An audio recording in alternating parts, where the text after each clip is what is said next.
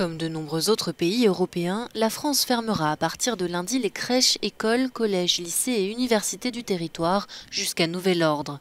Les élections municipales des 14 et 21 mars sont-elles maintenues, mais le président Emmanuel Macron a appelé les Français à faire davantage de sacrifices pour freiner la propagation du Covid-19.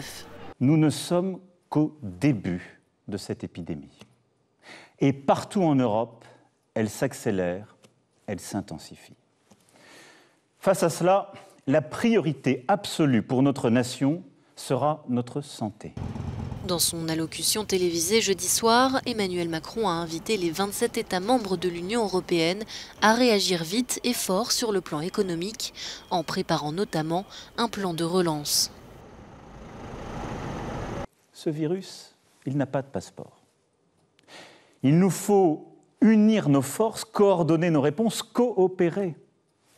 La France est à pied d'œuvre, la coordination européenne est essentielle et j'y veillerai. Nous aurons sans doute des mesures à prendre, mais il faut les prendre pour réduire les échanges entre les zones qui sont touchées et celles qui ne le sont pas. Ce ne sont pas forcément les frontières nationales. Il ne faut céder là à aucune facilité, aucune panique. Pour faire face à la crise, le président français a aussi demandé la déprogrammation des interventions chirurgicales non urgentes afin de libérer des lits en réanimation. Selon le dernier bilan officiel, 61 personnes sont décédées et plus de 2800 ont été contaminées en France.